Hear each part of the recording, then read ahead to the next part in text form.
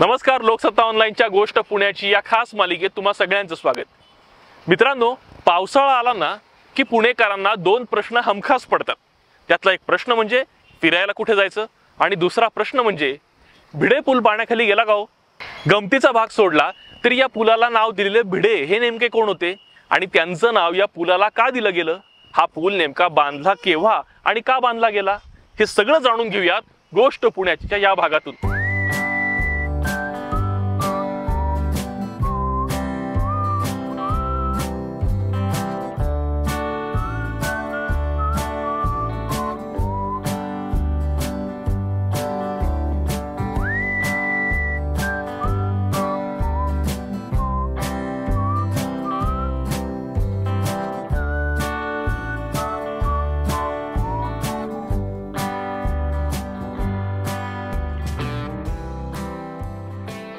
आता हा भिडे पूल कुठे हे नेमकं सांगायचं झालं, आता सगळ्यांना माहितीच आहे, तरी पण डेक्कन भागातील काकासाहेब गाडगीळ पुलाच्या अर्थात झेड ब्रिजच्या खाली आपल्याला एक छोटा पूल दिसतो।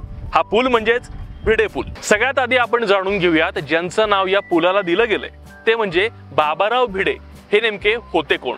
बळवंत नारायण उर्फ बाबाराव भिडे हे साताऱ्यातील माण तालुक्यातील सबनीसवाडीचे। त्यांचा जन्म 13 नोव्हेंबर 1904 रोजी एका शेतकरी कुटुंबात झाला। 1920 सालामध्ये भिडे कुटुंब हे पुण्यामध्ये आलं। 1923 मध्ये बाबाराव भिडे पुण्याच्या न्यू इंग्लिश स्कूल मधून मॅट्रिक झाले। 1927 मध्ये SP कॉलेज अर्थात सर परशुराम भाऊ महाविद्यालयातून त्यांनी पदवी घेतली आणि 1929 साली LLB ची पदवी घेऊन त्यांनी वकिलीला सुरुवात केली। त्या काळामध्ये बाबाराव भिडे फौजदारी आणि दिवाणी अशा दोन्ही प्रकारची वकिली करत होते, पण नंतरच्या काळामध्ये त्यांनी फक्त फौजदारी क्षेत्रच निवडलं आणि त्यामध्ये त्यांनी वकिली सुरू केली। पण पुढील काळामध्ये त्यांचा पुण्यामध्ये जम बसला आणि पुण्यातील एक नामांकित वकील म्हणून ते ओळखले जाऊ लागले। बाबाराव भिडेंच्या वकिलीचे एक वैशिष्ट्य म्हणजे फक्त अर्थार्जनासाठी वकिली न करता ते त्या वकिलीला सामाजिक कार्याची जोड सुद्धा द्यायचे।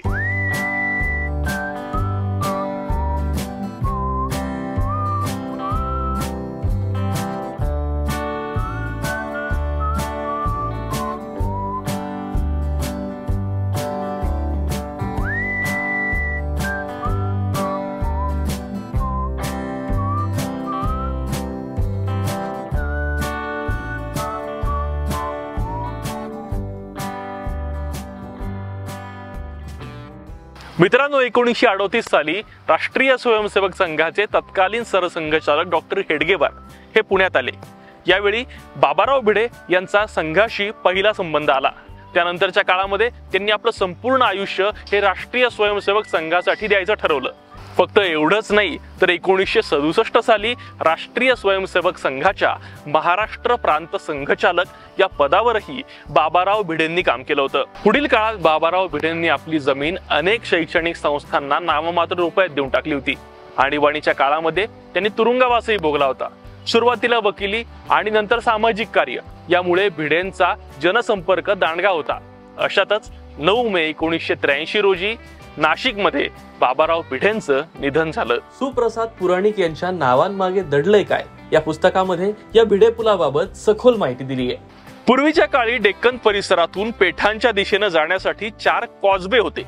आजचा जो छत्रपती संभाजी महाराज पूल अर्थात लकडी पूल आहे, याच्या दोन्ही बाजूला 2-2 कॉजवे असं याचं स्वरूप होतं। एकीकडे गरवारे कॉलेज आणि पांचाळेश्वर तर दुसरीकडे पुलाची वाडी आणि सध्याच्या भिडे पुलावरती हे कॉजवे होते। कालांतरानं पुण्यामध्ये बाहेरगाववरून शिकण्यासाठी येणाऱ्या विद्यार्थ्यांची संख्या वाढू लागली। त्यामुळे पेठांमधून डेक्कन भागात जाणाऱ्या विद्यार्थ्यांची गर्दी वाढू लागली। त्यामुळे महापालिकेनं डेक्कन भागातील कॉजवे पाडून त्या ठिकाणी एक छोटा पूल बांधूयात असा निर्णय घेतला।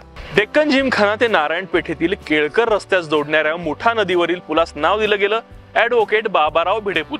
24 जून 2000 मध्ये या पुलाचं उद्घाटन तत्कालीन विधान परिषदेचे विरोधी पक्षनेते नितीन गडकरींच्या हस्ते करण्यात आलं। या पुलाची लांबी 88 मीटर असून त्या बांधकामास 81 लाख रुपये खर्च आला होता अशी नोंद आहे। मित्रांनो, हिंदमाता जवळ पाणी साचलं नाही तर मुंबईत पाऊस झाला नाही असं म्हणतात। दुतोंड्या मारुतीच्या पायाला पाणी लागलं नाही तर नाशिकमध्ये पाऊस पडलाच नाही असं म्हणतात। त्याच पद्धतीनं भिडे पूल पाण्याखाली गेला नाही तर पुण्यामध्ये पाऊस पडलाच नाही असं पुणेकर मानतात।